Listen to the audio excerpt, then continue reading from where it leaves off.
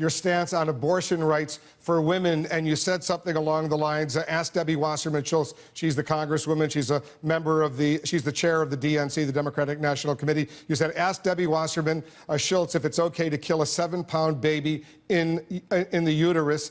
She did respond to what you said. She put out a statement saying, here's an answer. I support letting women and their doctors make this decision without government getting involved, period. End of story. And I'd appreciate it if you could respond without shushing me. That was Debbie Wasserman Schultz. Go ahead and respond to her.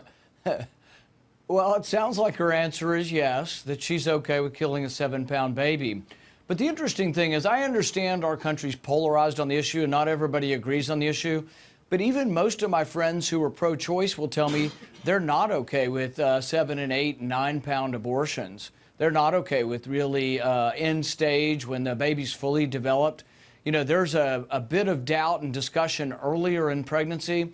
But Debbie's position, which I guess is the Democrat Party position, that an abortion all the way up until the day of birth would be fine, I think really most pro-choice people would be a little uncomfortable with that. So I don't know. I really think that she's got some explaining to do. And if that's the position of the party, a lot of pro-choice people are going to be uncomfortable with her position. I want you to explain your position because traditionally libertarians believe the government shouldn't be involved in making these kinds of personal decisions for individuals. So when should a woman have a right to have an abortion?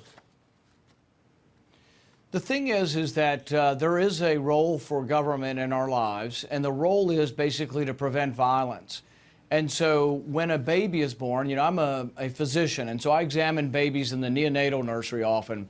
Sometimes these babies are 1 and 2 pounds. They can fit in the palm of my hand, and everybody agrees that that baby that I examine has rights, that no one can injure that baby, and the government has a role to come even into the household if a mother or a dad or a relative is somehow injuring a baby, that the baby has rights. So somehow we have to decide, when does a baby get rights? So a 1-pound baby has rights, but a 7-pound baby in the uterus still getting ready to be born, or a 9-pound baby would have no rights.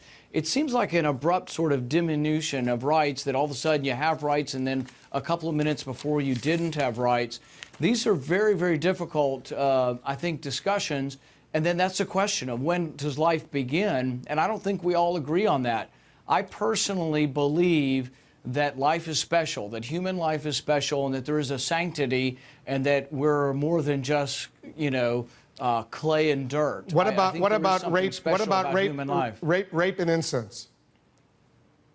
Well, you and I have had this discussion before, that there will be extenuating circumstances, and I've supported legislation both with exceptions and without exceptions. Basically, my point of view has been that anything that puts forward and develops and says, you know what, there is something special about life and there's a role for government, I've supported. But that's been a variety of things, both with exceptions and without.